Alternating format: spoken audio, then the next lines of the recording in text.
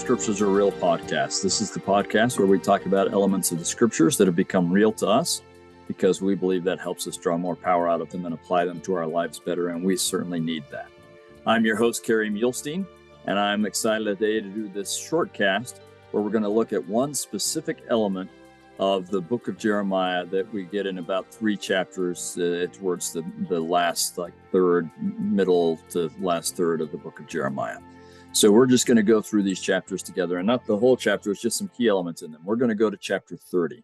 So keep in mind, this is after Jeremiah has done a lot of prophesying that Jerusalem is going to be destroyed and they're going to go captive into Babylon. And these are some of the chapters where, like Isaiah, who, when he talks about scattering and destruction, likes to hold out hope for what the Lord will do for them after that. And so we're going to go to chapter 30. And we're going to start in verse 15. Well, even 14. All thy lovers have forgotten thee. So he's comparing Judah and the covenant people to and their covenant with him to the marriage covenant. And he does that often. And so he's here going to say, you've not been faithful. You've been playing the harlot with other people, with other lovers, because they've been idolatrous and so on. Now, everything we're going to talk about, I want you to think in a couple of ways. We need to think about Judah and ancient Israel and how this would apply to them. We want to think about how this covenant applies to modern Israel as God is gathering Israel in, and you as an Israelite covenant individual. All right, so think of yourself in all of those ways, or think of these in all those ways. So in some ways, when he says, thy lovers have forgotten thee, they seek thee not, he's talking about ancient Judah. But he's also talking about you when you sometimes are, well, we all are idolatrous in one way or another. And we think that these things are going to bring us the payments that we want, but they won't, right? As President Nelson recently said, you can pursue these things, but they won't actually bring you happiness and joy and contentment and rest. And there's nothing as exhausting as trying to get those things from something that can't deliver it. So that's like having your lovers forgetting you. For I have wounded thee with the wound of an enemy, with the chastisement of a cruel one, for the multitude of thine iniquity, because thy sins were increased. So God is humbling them, or us, in order to get us to return to him.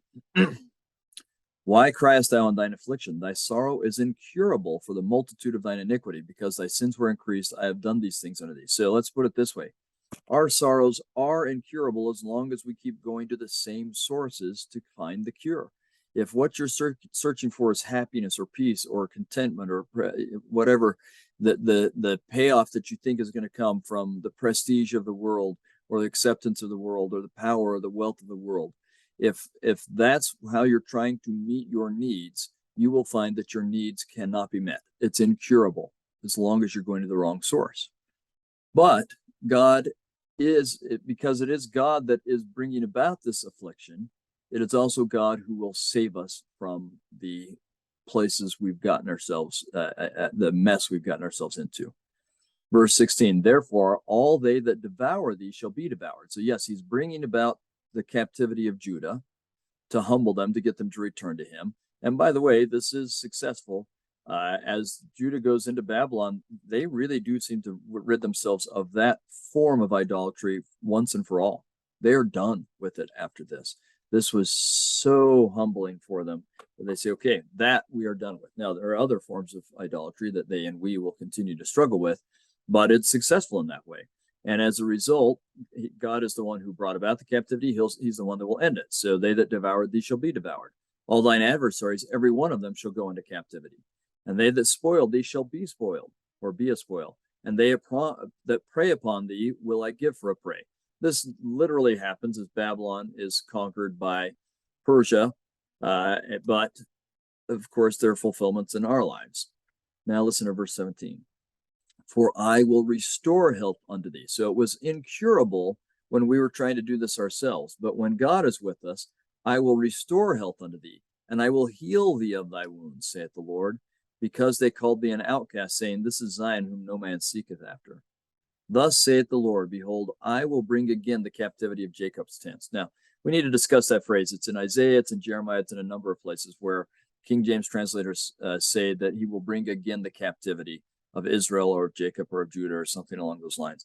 That's not the best translation. The Hebrew word there is shuv, and it means to return or to turn back, or to turn aside, or I would say you could even say like unwind or rewind. And I would put it this way: he will turn back or turn away or unwind the captivity of Jacob.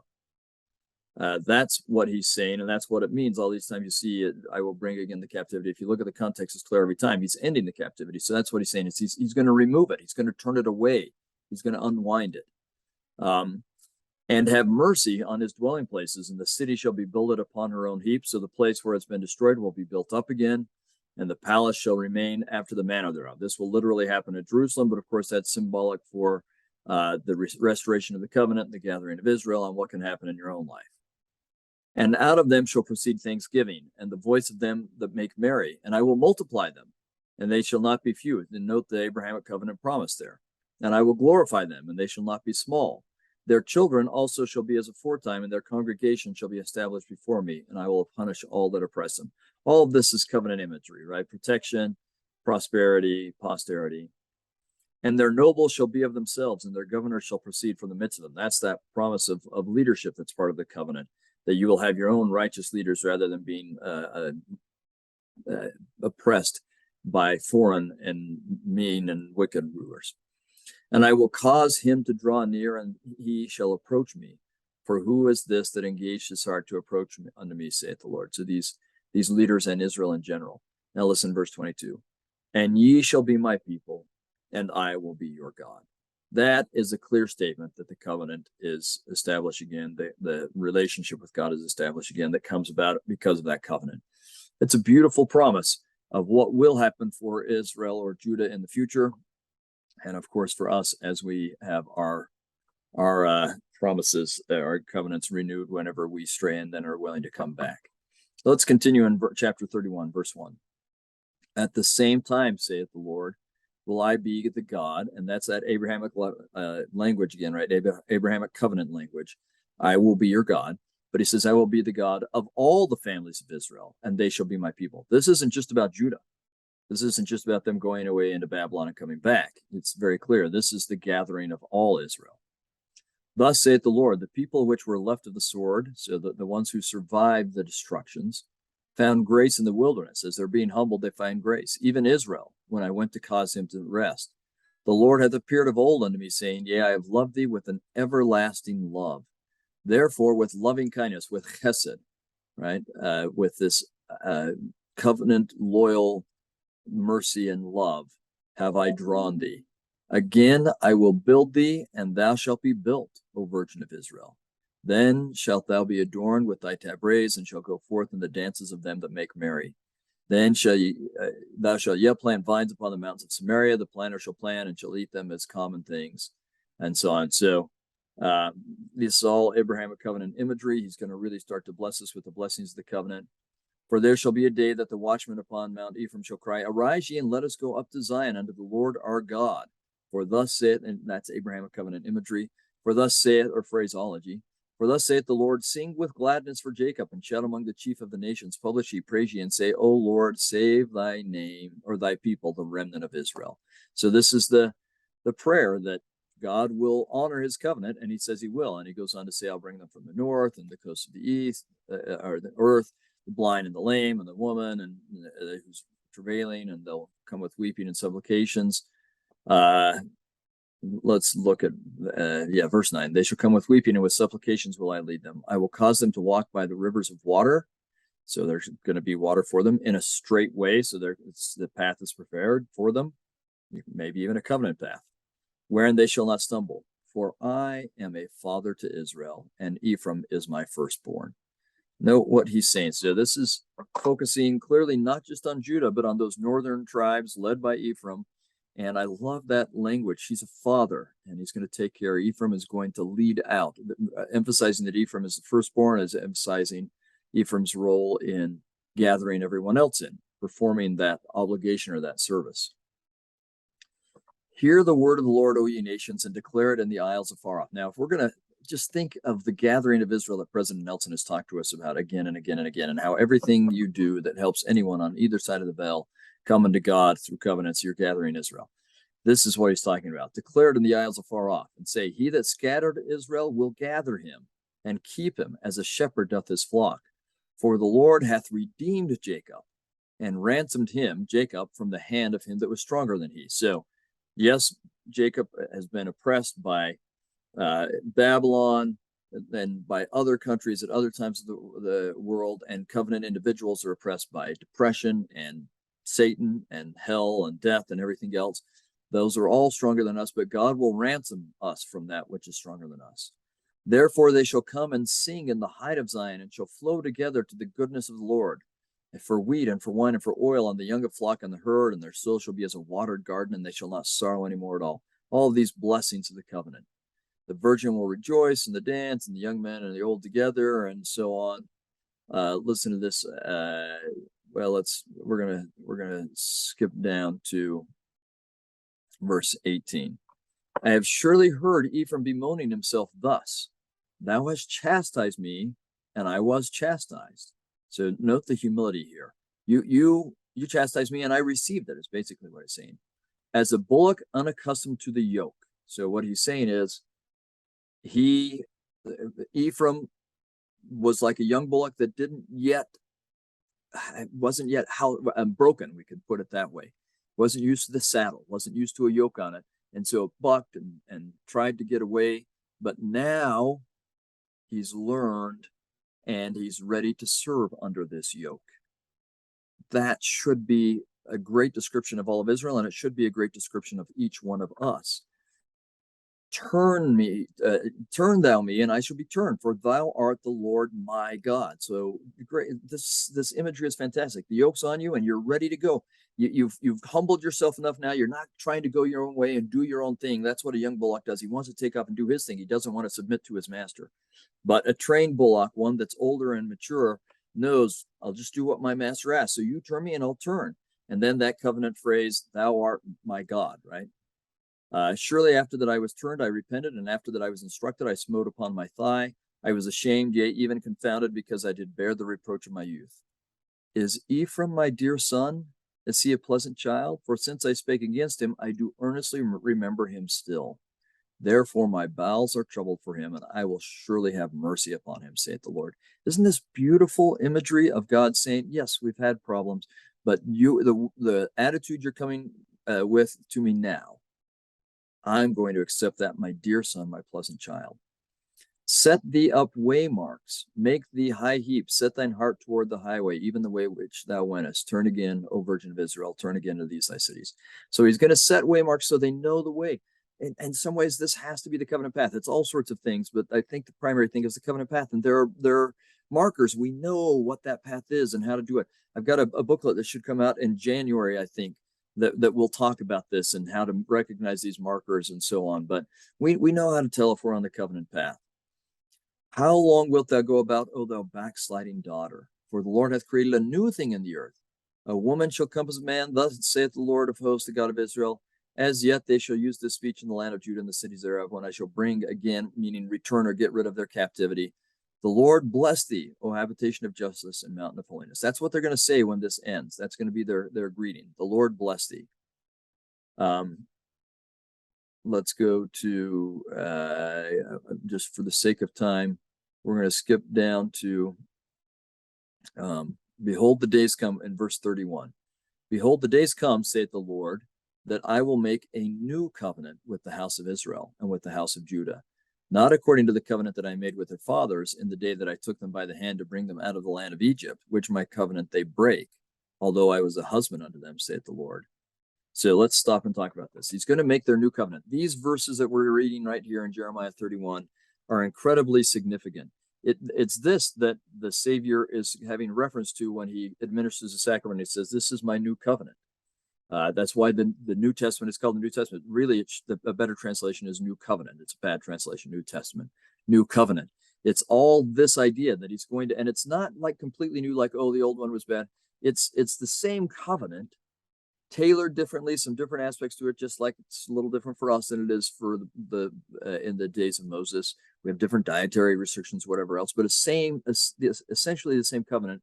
We'll look at what's different about it, but this is an important set of verses that will be referred to again and again in the New Testament, and will shape how they think of the covenant, and should shape to some degree how we think of the covenant. But note how he's saying it's going to be different than the law of Moses and what's going on in Egypt. Many people think of Jeremiah as the new Moses. His ministry is framed as lasting for 40 years. It's actually longer than 40 years. You can tell that whoever put the book together seems to be doing this 40 years intentionally to remind us of Moses's 40-year ministry with Israel. And note how Moses brings them out of Egypt, and Jeremiah is actually going to go from Jerusalem, or in the promised land, to Egypt. Right, it's just kind of an undoing. Not that Egypt is the promised land, but it's intentionally framed to kind of help us see that there's something going on between Jeremiah and Moses and this new covenant. Verse 33, but this shall be the covenant that I will make with the house of Israel after those days, saith the Lord. Here's the real difference. I will put my law in their inward parts and write it in their hearts, and will be their God, and they shall be my people. The difference is when the covenant is restored again, that's our day. That's when it's restored. That's when it's reestablished, renewed, the new and everlasting or Abrahamic covenant renewed with us, as President Nelson so wants us to understand. This time, instead of it being such a focus on the outward ordinances, which it was always supposed to point them towards it happening in their heart, we need to do that. And I think we've had, even changing from home teaching to ministering, tithing settlement to tithing declaration, 1,000 other little things we've done, are to help us remember this needs to be in our heart. It's not about the emotions. It's about putting the law or the covenant in our hearts. And then God is our God, and we are his people. And they shall teach no more every man his neighbor and every man his brother, saying, know the Lord, for they shall all know me. So you don't have to go around and tell people about Jehovah. Everyone will know him, from the least unto the greatest of them, saith the Lord, for I will forgive their iniquity, and I will remember their sin no more. This is beautiful stuff. It's so beautiful. There's lots more that we could go through, but I don't want to spend all your day on this. We're going to summarize part of chapter 32 and then just hit on an important part. So in chapter 32, we're well into Zedekiah's reign now. This is long after Lehi has left, and Jeremiah is prophesying that Babylon's going to destroy them, and this makes the army and other people unhappy, makes them afraid, and that makes the leaders unhappy. So they put Jeremiah in prison, and he still continues to prophesy and telling Zedekiah, yep, you're going to go into Babylon as a captive, and that's too bad for you, but that's how it's going to be. And his scribe Baruch is writing things for them and getting them out there. Let's go to verse 18. This is Jeremiah kind of praying. Verse 17, Lord God, behold, thou hast made the heaven and the earth by thy great power and stretched out arm, and there is nothing too hard for thee. So first of all, God, we know you're powerful enough to do anything. And then more about God's descriptions. Thou shewest loving kindness or chesed unto thousands, and recompensest the iniquity of the fathers into the bosom of their children. But you're great in counsel, and you helped us come out of Egypt. He talks about that again. So this whole emphasis on Egypt. Anyway, he's praying and asking the Lord for help, and also saying, you've told me to buy a field for money and take witnesses for the cities given into the hand of the Chaldeans. But the idea of his buying this field is that we'll be able to return. And that's what he's praying for, is that will happen. So the answer comes in verse 26. Then came the word of the Lord unto Jeremiah, saying, behold, I am the Lord, the God of all flesh. Is there anything too hard for me? Obviously, no. Therefore, thus saith the Lord, behold, I will give the city into the hand of the Chaldeans and into the Nebuchadnezzar, king of Babylon, and he shall take it. And he's going to talk about all the bad things that are going to happen for a while because of their wickedness, and how bad things, that tough things are coming. But now let's go to verse 37. Behold, I will gather them out of all countries whither I have driven them in mine anger and my fury and in my great wrath, and I will bring them again unto this place, and I will cause them to dwell safely. And they shall be my people, and I will be their God. You see, this is the promise again. Though I am going to have to scatter you. I'm going to have to humble you. But when you return to me, I'll bring you back, and we're in the covenant-keeping business again. Now listen to these next verses. And I will give them one heart and one way, that they may fear me forever for the good of them and of their children after them. And I will make an everlasting covenant with them, that I will not turn away from them to do them good, but I will put my fear in their hearts, that they shall not depart from me. Yea, I will rejoice over them to do them good. And I will plant them in this land assuredly with my whole heart and with my whole soul. For thus saith the Lord, like as I have brought all this great evil upon this people, so will I bring upon them all the good that I have promised them. And then he goes on to talk about that a little bit. But that's just so beautiful and so powerful. I hope that you're noticing that one of the major messages of Isaiah, and especially in this section, but it's kind of the crux, kind of where things change. There's not really a change; they're going to be destroyed, but it's the central point. It's what it's really all about. This is the part where we get these promises of hope, because however bad it is when the covenant is being broken and God has to humble Israel and Israelite individuals, he promises he won't stop. He won't give up. He will have chesed on us, and he will bring us back and give us all the blessings of the covenant, and restore that covenant everlastingly so, and it will change us. We'll be one together in the covenant, and our heart will be changed when we let the covenant be in our heart, and when we love God with all our heart and love each other, so that then we really keep the covenant. Then we can have all the blessings of the covenant, and he will be our God, and we will be his people, and he will exalt us. To that I look forward, and for that I pray and testify that it will happen for those who will keep the covenant in their heart and come unto Christ, come unto the Father through Christ. And I do all those things in the name of Jesus Christ. Amen.